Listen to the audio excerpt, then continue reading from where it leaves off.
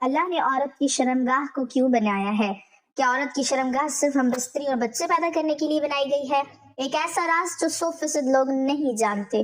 راز یہ ہے کہ بسم اللہ الرحمن الرحیم، جب اللہ تعالیٰ نے حضرت آدم علیہ السلام کو پیدا کیا اور انہیں جنت میں ٹھہرایا تو ہر سمت نعمتوں کی کثرت تھی، پھولوں کی خوشبو تھی، نہروں کا بہاؤ تھا، پرندوں کی آوازیں تھیں، رنگوں کا حسن تھا، سکون تھا، آرام تھا، مگر ایک ایسا سکون تھا جو ابھی تک مکمل نہ ہوا تھا۔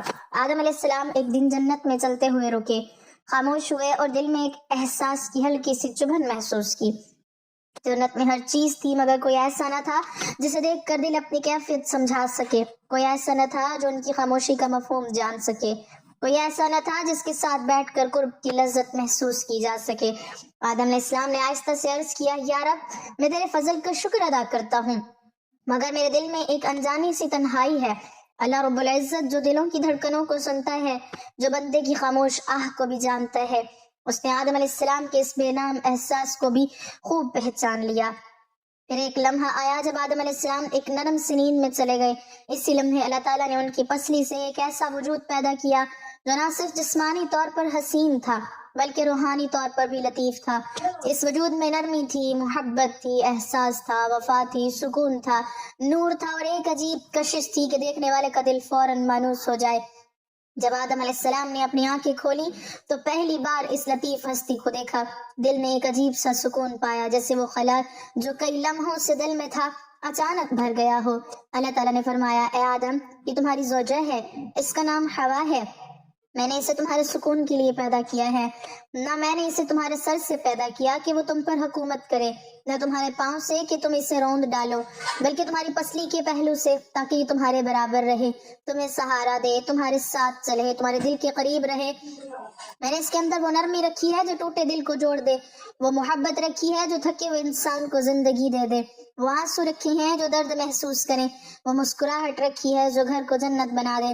عورت کو میں نے گھر کا چراغ بنایا ہے، نسلوں کی محافظ بنایا ہے، محبت کا مرکز بنایا ہے، رحمت کا دروازہ بنایا ہے۔ آدم علیہ السلام نے ہوا کو دیکھا تو محسوس کیا کہ یہ صرف ایک وجود نہیں بلکہ اللہ کی طرف سے عطا کردہ مکمل کرنے والی نعمت ہے۔ عورت کی تخلیق ایک جسم کا اضافہ نہیں بلکہ دل، روح اور زندگی کی تکمیل تھی۔ اسی لیے کہا جاتا ہے کہ عورت صرف پیدا نہیں کی گئی بلکہ آدم علیہ السلام کے دل کا سکون بن کر عطا کی گئی۔ ایک دن ایک صحابی بھاری قدموں کے ساتھ نبی کریم صلی اللہ علیہ وسلم کی خدمت میں حاضر ہوئے۔ چہرے پر پریشانی کی لکیریں تھی، آنکھوں میں بے اطمینانی تھی، دل میں سختی تھی اور الفاظ میں ہچکچاہٹ۔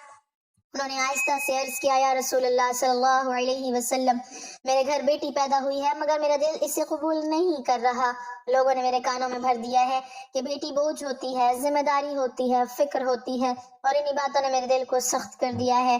نبی کریم صلی اللہ علیہ وسلم نے انہیں ڈانٹنے کی بجائے محبت سے قریب بٹھایا اور پوچھا، کیا تم نے اپنی بیٹی کو دیکھا ہے؟ صحابی نے سر جھکا کر کہا، نہیں یا رسول اللہ صلی اللہ علیہ وسلم، دل میں اتنی سختی تھی کہ دیکھ بھی نہ سکا۔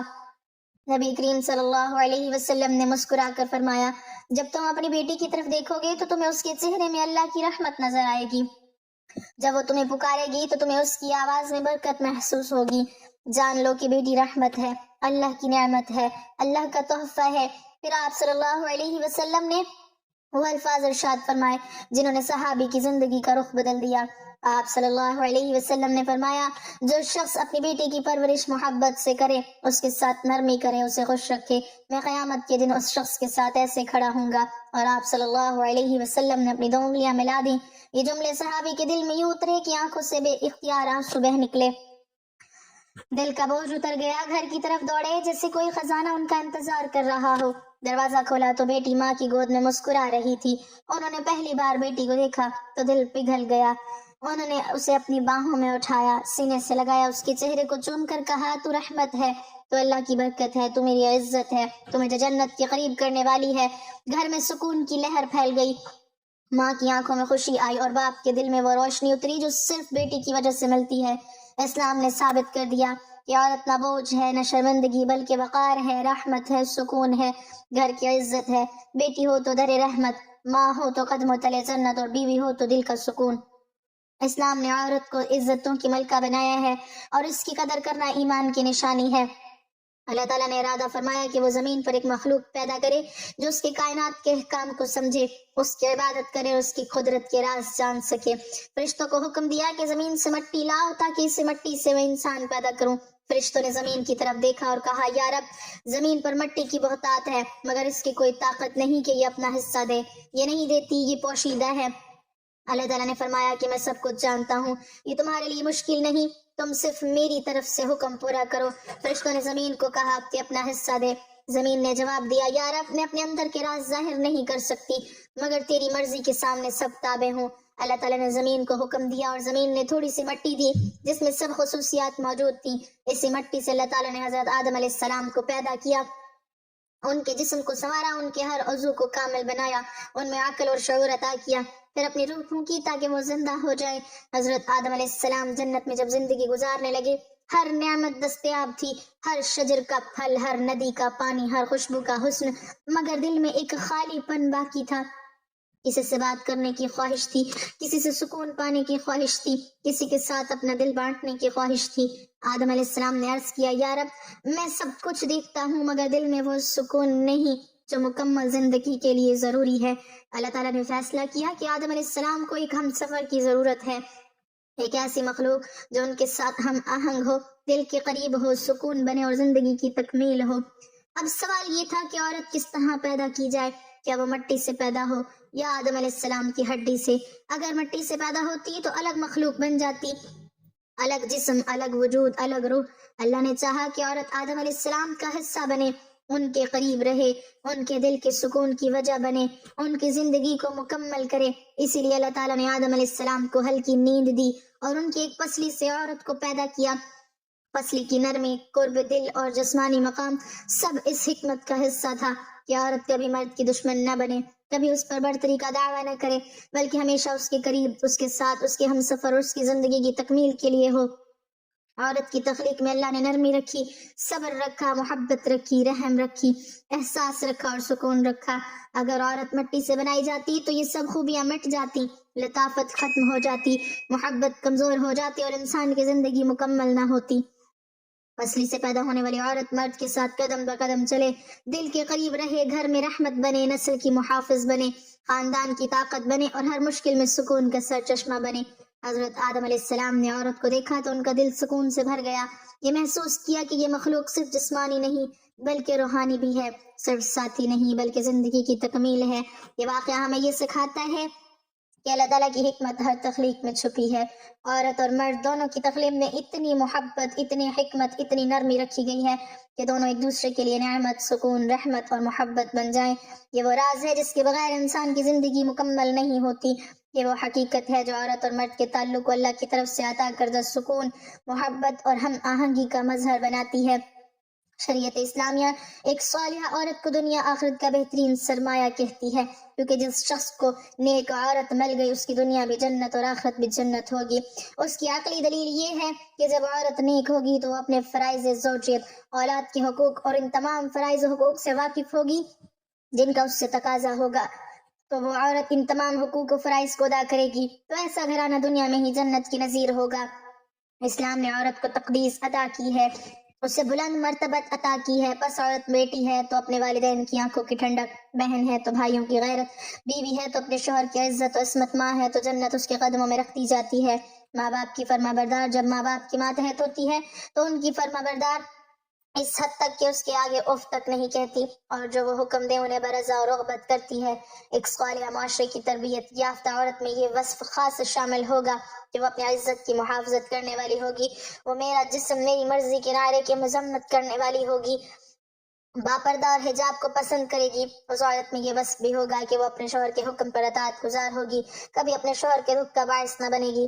حضرت ابو طلحہ رضی اللہ تعالیٰ عنہ گھر سے سفر کے لیے روانہ ہونے لگے تو بیٹا گھر میں شدید علیل تھا، واپس آئے تو بیٹا وفات پا چکا تھا۔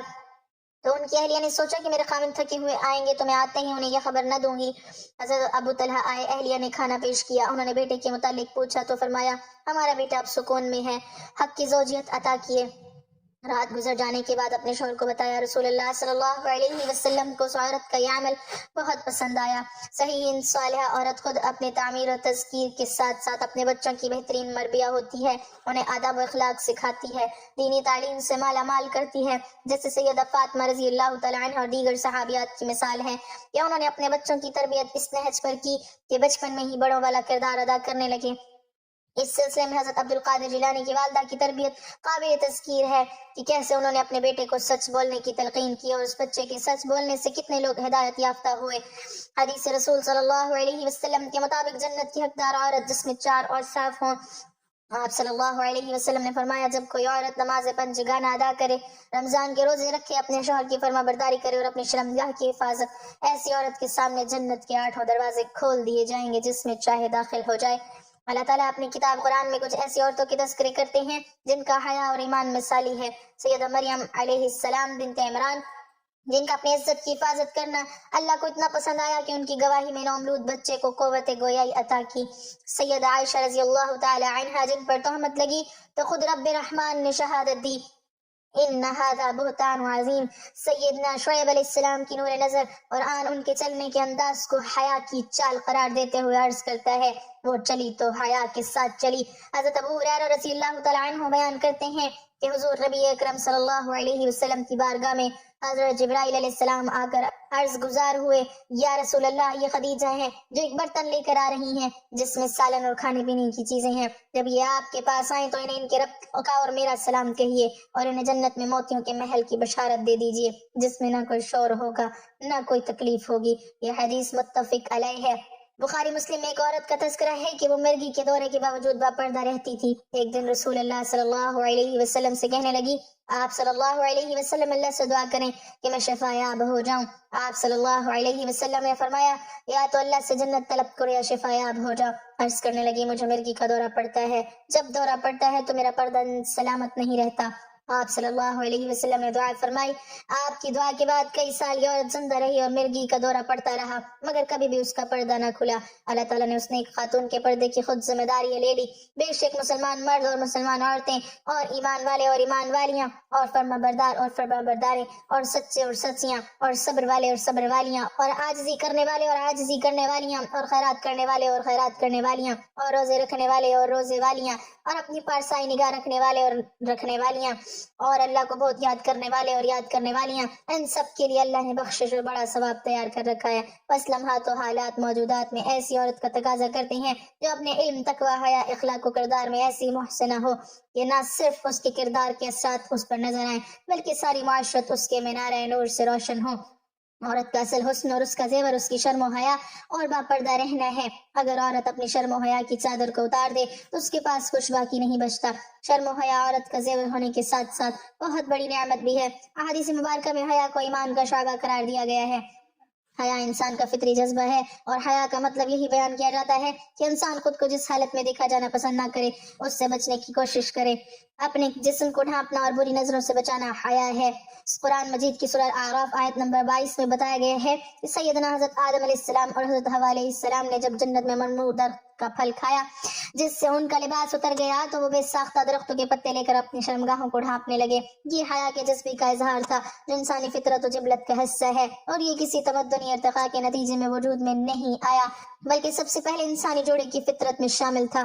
اور کہہ دیں ایمان والیوں کو، نیچے رکھیں ذرا اپنی آنکھیں اور تھامتی رہیں اپنے سطر کو اور نہ دکھلائیں اپنا سنگار مگر جو کھلی چیز ہے اس میں سے، اور ڈالیں اپنی اوڑھنی اپنے گریبان پر اور نہ کھولیں اپنا سنگار مگر اپنے خاوند کے آگے یا اپنے باپ کے یا اپنے خاوند کے باپ کے یا اپنے بیٹے کے یا اپنے خاوند کے بیٹے کے یا اپنے بھائی کے یا اپنے بھتیجوں کے یا اپنے بھانجوں کے یا اپنی عورتوں کے یا اپنے ہاتھ کے مال کے یا کاروبار کرنے والوں کے جو مرد کے کچھ غرض نہیں رکھتے، یا لڑکوں کے جنہوں نے ابھی نہیں پہچانا عورتوں کے بھید کو، اور نہ مارے زمین پر اپنے پاؤں کہ جانا جائے جو چھپاتی ہیں اپنا سنگار، اور توبہ کرو اللہ کے آگے سب مل کر اے ایمان والو تاکہ تم بھلائی پاؤ۔ ایک مسلمان عورت تین اوقات میں اللہ کے بے حد قریب ہوتی ہے۔ ایک مرتبہ ایک شخص حضرت علی رضی اللہ تعالیٰ عنہ سے پوچھنے لگا، یا علی بتائیے کہ وہ کون سا مرد ہے کہ جس کی تمام عمر کی عبادت اس کے منہ پر مار دی جائے گی؟ اور بغیر حساب و کتاب کے دوزخ میں جائے گا۔ بس جیسے یہ پوچھا گیا تو حضرت علی رضی اللہ تعالیٰ عنہ نے فرمایا، اے بندہ خدا یاد رکھنا کہ میں نے اللہ کے رسول سے سنا ہے کہ جو مرد کسی عورت پر تہمت لگاتا ہے تو اللہ اس مرد کی ساری نیکیاں اس کے منہ پر مار دیتا ہے، اور اللہ کے فرشتے اس پر مسلسل لعنت بھیجا کرتے ہیں، اور یوں وہ دنیا میں رسوا ہو جاتا ہے اور آخرت میں کسی بھی نیکی کا صلہ نہیں پاتا۔ وہ شخص پوچھنے لگا کہ یا علی، کسی عورت پر تہمت لگانا اتنا بڑا گناہ کیسے ہے؟ تو حضرت علی رضی اللہ تعالیٰ عنہ نے ارشاد فرمایا کہ اے شخص، کسی پر تہمت لگانا یعنی کسی کی عزت کو قتل کرنا ہے۔ یاد رکھنا کہ اللہ کے نزدیک جیسے کسی انسان کو قتل کرنا ایک بدترین گناہ ہے، ویسے ہی کسی پر تہمت لگانا اس کی عزت اور شخصیت کو قتل کر دینے کے برابر ہے۔ اے شخص، کبھی بھی کسی پر تہمت نہ لگانا، خاص طور سے کسی عورت کے بارے میں کبھی کوئی جھوٹی بات نہ کہنا۔ ناظرین، آئیے اب جانتے ہیں کہ وہ کون سے 3 وقت ہوتے ہیں جب ایک مسلمان عورت اللہ کے سب سے زیادہ قریب ہوتی ہے۔ حضرت علی رضی اللہ تعالیٰ عنہ سے پوچھا گیا کہ اللہ کے سب سے زیادہ نزدیک کون ہے؟ بس جیسے یہ پوچھا گیا تو حضرت علی رضی اللہ تعالیٰ عنہ نے فرمایا، اے بندہ خدا، اللہ کے سب سے زیادہ قریب وہ عورت ہے جو اللہ کے لیے نامحرم سے پردہ کرتی ہے۔ اے بندہ، یاد رکھنا کہ اللہ سبحانہ وتعالیٰ نے عورت کو رحمت کا مجسمہ بنایا ہے تاکہ وہ ہر گھر کو اللہ کی رحمت سے بھر دے۔ میں نے اللہ کے رسول سے سنا ہے کہ اللہ نے ہر عورت کے لیے ایک فرشتہ مقرر کیا تھا کہ وہ عورت کے دل کی آواز کو سنے اور فوراً اس کی دعا کو اللہ کے دربار میں پہنچا دے۔ لیکن افسوس تو یہ ہے کہ جب ایک عورت بے پردگی اختیار کر کے زندگی گزارتی ہے تو وہ فرشتے اور اللہ کی رحمت عورت سے دور ہوتی جاتی ہے اور یوں عورت دکھ اور تکلیف کا شکار ہوتی جاتی ہے۔ اے بندہ خدا، یاد رکھنا کبھی بھی کسی باپردہ عورت کا دل نہ دکھانا، کیونکہ نیک عورت کی بد دعا آسمانوں کو چیرتی ہوئی اللہ کی رضا بن کر کائنات میں نافذ ہو جاتی ہے۔ ناظرین، حضرت علی رضی اللہ تعالیٰ عنہ کے فرمان سے ثابت ہے کہ عورت جب باپردہ حالت میں ہوتی ہے تو وہ اللہ کے بہت قریب ہوتی ہے۔ ناظرین کرام، ایک عورت کا اللہ کے قریب ہونے کا دوسرا وقت وہ ہوتا ہے جب وہ پردے کی حالت میں رہتے ہوئے اپنے گھر کے اندر نماز ادا کرتی ہے۔ ایک مرتبہ ام حمید رضی اللہ تعالیٰ عنہ رسول اللہ صلی اللہ علیہ وسلم کے پاس آئیں، کہتی ہیں، یا رسول اللہ صلی اللہ علیہ وسلم، میرا جی چاہتا ہے کہ میں آپ کے ساتھ نماز پڑھوں۔ سوچے اس سے بڑی کوئی اور تمنا یا اس سے بڑی کوئی اور خواہش ہو سکتی ہے؟ رسول اللہ صلی اللہ علیہ وسلم کی امامت میں نماز پڑھنے کا موقع مل جائے، اس سے بڑا بھی کوئی خوش نصیب ہو سکتا ہے؟ رسول اللہ صلی اللہ علیہ وسلم نے فرمایا، میں جانتا ہوں کہ تم میرے ساتھ نماز پڑھنے کو پسند کرتی ہو، لیکن رسول اللہ صلی اللہ علیہ وسلم نے فرمایا، جو تم اپنے دار میں یعنی اپنے گھر میں نماز پڑھو گی وہ کسی مسجد میں جا کر پڑھی جانے والی نماز سے بہتر ہے۔ رسول اللہ صلی اللہ علیہ وسلم نے فرمایا، چھپ کے جو عورت نماز پڑھے گی وہ سب سے بہتر ہوگی۔ ام حمید رضی اللہ تعالیٰ عنہ نے جب یہ بات سنی تو وہ واپس چلی گئیں۔ انہوں نے اپنے گھر کے کونے میں نماز کی جگہ مختص کی جہاں اندھیرا تھا، جہاں کسی کی نظر بھی نہیں پہنچتی تھی۔ رسول اللہ صلی اللہ علیہ وسلم کی صحابیہ پھر وہاں ہی نماز پڑھا کرتی تھی یہاں تک کہ وہ اپنے رب کے پاس چلی گئیں۔ ناظرین، ثابت ہوا کہ جب ایک عورت اپنے گھر کی کمرے کے اندر حضور سجدہ ریز ہوتی ہے تو اس وقت وہ سب سے زیادہ اللہ کے قریب ہوتی ہے، پھر وہ جو بھی مانگے اللہ عطا فرماتا ہے۔ ناظرین، ایک مرتبہ حضرت موسیٰ علیہ السلام نے اللہ سبحانہ وتعالیٰ سے پوچھا کہ اے میرے خالق و مالک، مجھے یہ بتا کہ اس وقت میں یعنی موجودہ دور میں تجھے سب سے عزیز کون ہے؟ اللہ تبارک و تعالیٰ نے جواب دیا کہ اے موسیٰ، اگر دیکھنا چاہتے ہو کہ مجھے عزیز کون ہے تو جاؤ کنعان کے ایک گاؤں میں، وہاں ایک عورت رہتی ہے، اس کا نام دیال ہے، وہ اس وقت مجھے سب سے زیادہ عزیز ہے۔ حضرت موسیٰ علیہ السلام دل میں یہ بات پیدا ہوئی کہ میں بھی اس اللہ کے عزیز بندی کی زیارت کروں، دیکھوں تو آخر وہ کون ہے اور ایسے کون سے عمل کرتی ہے کہ جس کی وجہ سے اللہ کو عزیز ہے۔ حضرت موسیٰ علیہ السلام چلتے رہے، بڑھتے رہے، اس گاؤں پہنچے تو کیا دیکھتے ہیں کہ ایک ٹوٹا ہوا گھر ہے اور اس ٹوٹے ہوئے گھر میں ایک عورت رہتی ہے جس کے ہاتھ ہیں نہ پاؤں ہیں اور نہ ہی آنکھیں ہیں نہ ہی کان، صرف ایک زبان ہے جو اللہ سبحانہ وتعالیٰ کا شکر ادا کر رہی ہے۔ حضرت موسیٰ علیہ السلام نے دیکھا کہ دل ہی دل میں کہا کہ اے میرے پاک پروردگار، تو نے اس عورت کو کسی نعمت سے نہیں نوازا، پھر بھی یہ تیرا شکر ادا کر رہی ہے۔ بس حضرت موسیٰ علیہ السلام کا ذہن یہ سوچ رہا تھا کہ وہ عورت کہنے لگی، اے موسیٰ، تو اللہ کا نبی ہوگا، اللہ کے لیے یہ نہ کہو کہ اللہ نے مجھے کچھ نہیں دیا، اللہ نے مجھے جو کچھ دیا ہے میں تو اسی کا شکر ادا نہیں کر سکتی۔ تو حضرت موسیٰ علیہ السلام نے پوچھا کہ وہ کیسے؟ تو عورت کہنے لگی، اے موسیٰ، اگر اللہ مجھے قدم دیتا اور میں ان قدموں سے چل کر باہر جاتی تو یقیناً گناہ کرتی، لیکن اللہ نے مجھے عزیز رکھا ہے، اس لیے ایسے تمام گناہوں سے بچا لیا۔ اگر مجھے ہاتھ دیتا تو شاید کہ میں اللہ کی مخلوق پر ظلم کرتی، تو اللہ نے مجھے ان گناہوں سے بھی بچا لیا۔ اگر آنکھیں دیتا تو شاید کہ میں نامحرموں کو دیکھتی، تو اللہ نے مجھے ان گناہوں سے بھی بچا لیا۔ اگر اللہ مجھے کان دیتا تو شاید میں گانا بجانا سنتی، غیبت سنتی، اس لیے اللہ سبحانہ وتعالیٰ نے مجھے ان گناہوں سے بھی بچا لیا۔ صرف مجھے ایک زبان دی ہے تاکہ میں اس زبان سے اس کا شکر ادا کر سکوں، اور اللہ سبحانہ وتعالیٰ نے میری روح کی آنکھوں کو اتنا منور کر دیا ہے کہ میں نے کبھی تمہیں دیکھا ہی نہیں، پھر بھی میں تجھے پہچانتی ہوں، تو بتاؤ کہ میں اس کریم اور رحیم اللہ کا شکر کیوں نہ ادا کروں۔ تو ناظرین، یہ سب سن کر حضرت موسیٰ علیہ السلام رونے لگے اور کہنے لگے کہ تمہارا ایمان تمہیں اللہ کے قریب کرتا ہے، تو ثابت ہوا کہ اگر اللہ کسی عورت پر کوئی آزمائش ڈالتا ہے تو اسے چاہیے کہ اس آزمائش پہ راضی ہو جائے اور ہمیشہ اللہ کا شکر بجا لائے، کیونکہ ایسی عورت جو آزمائشوں کے باوجود اللہ کی شکر گزار ہوگی، پھر یہی وہ وقت ہے جب وہ اللہ کے بے حد قریب ہو جاتی ہے۔ صرف ایک محبت کی شیریں نے اس پورے عالم کو حسین بنا رکھا ہے۔ مرد کی پسلی سے عورت کو بنا کے اللہ تعالیٰ نے مرد کو اپنی اس حکمت کا اشارہ دیا ہے کہ میں نے اس عورت کی تخلیق فرشتوں کی لائی مٹی سے نہیں کی، میں نے اسے تمہارے جسم کے حصے سے اس لیے نکالا کہ عورت کا تقدس اور پردہ قائم رہے، فرشتوں کو بھی خبر نہ ہونے پائے کہ زمین سے لائی ہوئی کس مٹی سے عورت کی تخلیق ہوئی۔ یعنی عورت کے تقدس کی حد تو دیکھیں کہ فرشتوں سے بھی اس کی بناوٹ کا پردہ لازمی قرار دیا گیا، اور پہلی عورت اس مرد کی پسلی سے نکلی جس کی وہ منکوحہ کہلائی۔ اب بات آتی ہے کہ پسلی اور عورت سے ہی کیوں نکلی؟ کیا ٹیڑھا پن وہیں سے ملا؟ نہیں، یہاں بھی بات حکمت سے خالی نہیں ہے۔ انسانی جسم میں دل اور بہت سے نازک حصے پسلی کے پیچھے چھپے ہوئے ہیں، یعنی پسلی ایک ڈھال ہے۔ ان نازک حصوں کے لیے تو اللہ پاک نے عورت کو پسلی سے نکال کے یہ نہیں بتایا کہ عورت میں ٹیڑھا پن ہے، بلکہ عورت کو پسلی سے تخلیق کر کے یہ بات سمجھا دی کہ عورت وقت پڑنے پہ ڈھال بھی بن سکتی ہے۔ جب اللہ تعالیٰ نے حضرت آدم علیہ السلام کو مٹی سے پیدا کیا، انہیں اپنی قدرت سے شکل عطا کی، پھر اپنی روح پھونکی اور عزت و شرف کے ساتھ جنت میں بسایا، تو جنت کی ساری نعمتیں ان کے سامنے تھی، مگر ایک جگہ دل میں عجیب سی خلش موجود تھی۔ آدم علیہ السلام جنت کی نہروں کے کنارے بیٹھتے، پھولوں کو دیکھتے، پرندوں کی آواز سنتے، مگر دل میں ایک ایسی تنہائی کی کیفیت تھی جسے کوئی نعمت کم نہ کر پاتی۔ وہ اللہ سے عرض کرتے، یا رب، تو نے مجھے بہت کچھ دیا ہے، مگر میرے دل میں ایک خلا ہے، ایک چاہت ہے جو پوری نہیں ہو رہی۔ اللہ تعالیٰ نے آدم علیہ السلام کے دل کی اس نرم مگر گہری خواہش کو جان لیا اور فیصلہ کیا کہ آدم علیہ السلام کے لیے ایک ایسا وجود بنایا جائے جو ان کے ساتھ ہم آہنگ ہو، اس کے اندر احساس ہو، نرمی ہو، محبت ہو اور سکون ہو۔ اب سوال یہ تھا کہ عورت کو کس طرح پیدا کیا جائے؟ کیا وہ بھی مٹی سے بنے؟ کیا وہ بھی زمین کے اجزاء سے تخلیق ہو؟ مگر اللہ علیم و حکیم ہے، اللہ جانتا تھا کہ عورت کو مٹی سے پیدا کرنے کا مطلب یہ ہوتا ہے کہ وہ آدم علیہ السلام سے الگ ہو کر بنے، جیسے دو مختلف مخلوقیں ایک ساتھ رکھی جائیں، لیکن اللہ نے مرد اور عورت کے درمیان ایسا رشتہ رکھنا تھا جس میں جدائی نہیں، تکمیل ہو۔ اس نے چاہا کہ عورت آدم علیہ السلام سے الگ مخلوق نہ ہو، بلکہ ان کا حصہ ہو، ان کی روح کا سکون ہو، ان کے وجود کی ہم آہنگی ہو۔ اس لیے اللہ نے عورت کو مٹی سے نہیں بنایا، بلکہ آدم علیہ السلام کے جسم کے قریب ترین، دل کے قریب ترین جگہ سے پیدا کیا۔ اللہ تعالیٰ نے آدم علیہ السلام کو ہلکی سی نیند عطا کی، پھر ان کی ایک پسلی سے ہوا کو پیدا کیا۔ اب سوال ہے کہ پسلی ہی کیوں؟ اللہ نے اس میں بھی حکمت رکھی۔ پسلی جسم کے دل کے قریب ہوتی ہے، پسلی نرم ہوتی ہے، ٹوٹے تو سیدھی نہیں ہوتی، مگر اسی نرمی میں تحفظ ہے، اسی نرمی میں طاقت ہے۔ اللہ نے عورت کو پسلی سے پیدا کر کے اعلان کر دیا کہ یہ وجود نرمی رکھنے والا ہوگا، محبت دینے والا ہوگا، احساس رکھنے والا ہوگا، مگر سادی خاندان کو تحفظ دینے والا ہوگا۔ عورت اگر مٹی سے بنتی تو اس کے اندر وہ لطافت نہ ہوتی جو اللہ نے اس میں رکھی، وہ لطیف جذبات، وہ ممتا، وہ صبر، وہ برداشت، وہ بے لوث محبت، یہ سب اسی نرمی والے مادے سے آتے ہیں جو پسلی میں تھا۔ عورت مٹی سے نہ بن سکی کیونکہ اللہ نے اسے انسان کی تکمیل بنانا تھا، مقابل بنانا نہیں۔ اللہ نے اسے آدم علیہ السلام کی پسلی سے پیدا کر کے یہ ظاہر کیا کہ عورت مرد کی دشمن نہیں، مقابل نہیں، بلکہ اس کے پہلو کی ساتھی ہے، اس کی تنہائی کا مداوا ہے، اس کی زندگی کی ہم سفر ہے۔ اگر وہ سر سے پیدا ہوتی تو برتری کا دعویٰ کرتی، اگر پاؤں سے پیدا ہوتی تو اسے روننے کا تصور پیدا ہوتا، مگر پسلی سے پیدا ہوئی تاکہ مرد کے برابر چلے، دل کے قریب رہے اور دونوں ایک دوسرے کا سہارا بنے۔ عورت کی تخلیق کوئی جسمانی مرحلہ نہیں، بلکہ اللہ کی طرف سے محبت کا اعلان تھی۔ عورت آدم علیہ السلام کی تخلیق کا دوسرا باب نہیں، بلکہ آدم علیہ السلام کی زندگی کی تکمیل تھی۔ اس لیے عورت کو سکون کہا گیا، اسے لباس کہا گیا، اسے رحمت کہا گیا۔ عورت مٹی سے نہیں بنی کیونکہ اسے وجود نہیں بنانا تھا، اسے تعلق بنانا تھا، رشتہ بنانا تھا، زندگی بنانا تھی۔ اس لیے عورت کی تخلیق دراصل محبت کی تخلیق تھی۔ ناظرین، اب سوال یہ ہے کہ اللہ نے عورت کی شرمگاہ کو کیوں بنایا ہے؟ کیا عورت کی شرمگاہ صرف ہم بستری اور بچے پیدا کرنے کے لیے بنائی گئی ہے؟ ایک ایسا راز جو لوگ بہت نہیں جانتے۔ یہ سوال بہت حساس بھی ہے اور نہایت گہرا بھی، اس لیے اس کا جواب بھی ادب، حیا اور دینی فہم کے ساتھ دینا ضروری ہے۔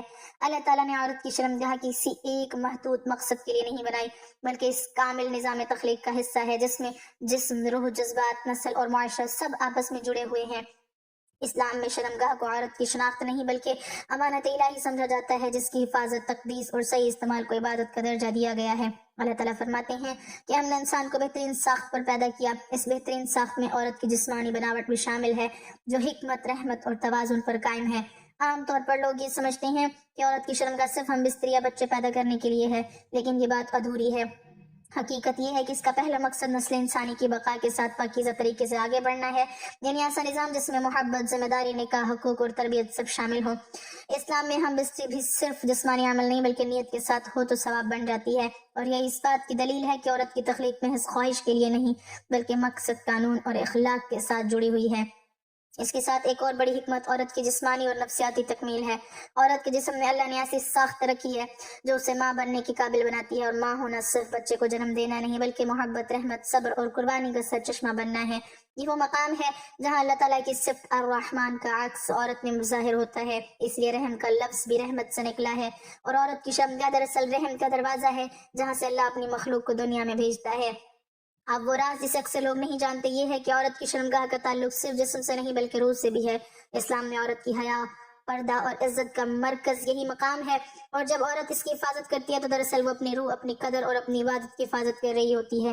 اس لیے قرآن و حدیث میں شرمگاہ کی حفاظت کو ایمان کا حصہ کہا گیا ہے، اور جو عورت یا مرد اس کی حفاظت کرتا ہے وہ اللہ کے قریب ہو جاتا ہے۔ مزید یہ کہ عورت کی شرمگاہ کو اللہ نے انتخاب کے اصول کے ساتھ جوڑا ہے، یعنی عورت کو یہ حق دیا گیا ہے کہ وہ کسی کے ساتھ نکاح کے ذریعے اس امانت کو کھولے۔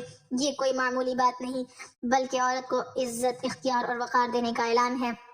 اسلام میں زبردستی، بے حیائی اور بے قاعدگی کو سختی سے منع کیا گیا کیونکہ یہ اس الہی امانت کی توہین ہے۔